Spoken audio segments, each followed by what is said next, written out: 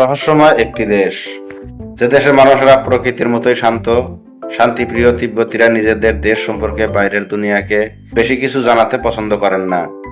তিব্বতের রহস্যময়তার পেছনে সবচেয়ে বড় কারণ এর দুর্গম প্রকৃতি। হিমালয়ের উত্তরে বরফের চাদরে মোড়া তিব্বত শত শত বছর ধরে নিজেকে বহির্বিশ্ব থেকে আড়াল করে রেখেছে। বিশ্বের যে কয়েকটি দেশে অপার রহস্য লুকিয়ে আছে, তার মধ্যে তিব্বত অন্যতম। নিষিদ্ধ হিসাবে জগৎজোড়া কৌতূহল আছে এই দেশকে নিয়ে। তবে কেন নিষিদ্ধ দেশ তিব্বত, এই সম্পর্কে হয়তো অনেকেই জানেন না। বন্ধুরা, আজকের ভিডিওতে তিব্বত কিভাবে নিষিদ্ধ দেশে পরিণত হলো সেই সম্পর্কে বিস্তারিত আলোচনা করব। ভিডিওটি অবশ্যই শেষ পর্যন্ত দেখবেন। আসুন ভিডিওটি শুরু করি। আসলে সমগ্র তিব্বত নিষিদ্ধ নয়, এর রাজধানী লাসা হলো নিষিদ্ধ নগরী।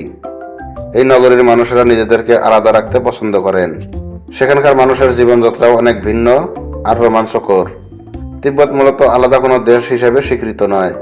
এটি চীনের একটি স্বায়ত্তশাসিত অঞ্চল, যদিও অনেকেই তিব্বতীদের চীনের অংশ মানতে রাজি নয়। এ কারণে 1969 সালে তিব্বতীরা দালাই লামার নেতৃত্বে চীনের বিরুদ্ধে স্বাধিকার আন্দোলন গড়ে তোলে, যা শেষ পর্যন্ত সফল হয়নি। নিষিদ্ধ দেশ হিসেবে তিব্বতের পরিচিতির মূলে রয়েছে এর বৈরী প্রাকৃতিক পরিবেশ, নিষিদ্ধতা, অদ্ভুত জীবনযাপন। এসব কারণে তিব্বত বরাবরই মানুষের আগ্রহের কেন্দ্রবিন্দুতে ছিল।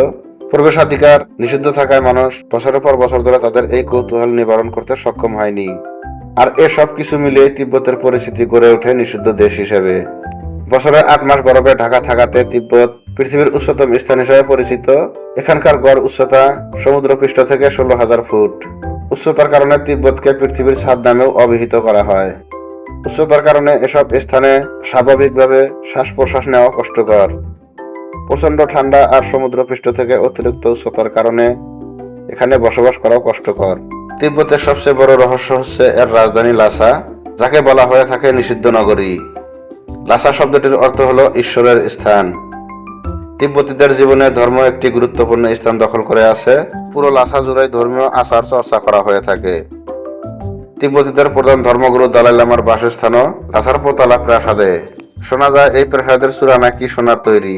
এই বিশালাকার প্রাসাদটি প্রথমে জনসম্মুখে আসে 1908 সালে ন্যাশনাল জিওগ্রাফি পত্রিকায়। এর ছবি প্রকাশের মধ্যে দিয়ে। এই ছবিটির প্রকাশের পূর্ব পর্যন্ত বাইরে কেউ প্রাসাদটির ছবি দেখতে পায়নি। এছাড়াও শহর জুড়ে ছড়িয়ে রয়েছে অসংখ্য বৌদ্ধ মন্দির। এমনকি সেখানে 4000 ভরি ওজনের একটি প্রদীপ রয়েছে। জনসাধারণের জন্য প্রবেশ নিষিদ্ধ থাকায় ধীরে ধীরে এই অঞ্চলটির পরিচিত হয়ে ওঠে নিষিদ্ধ নগরী।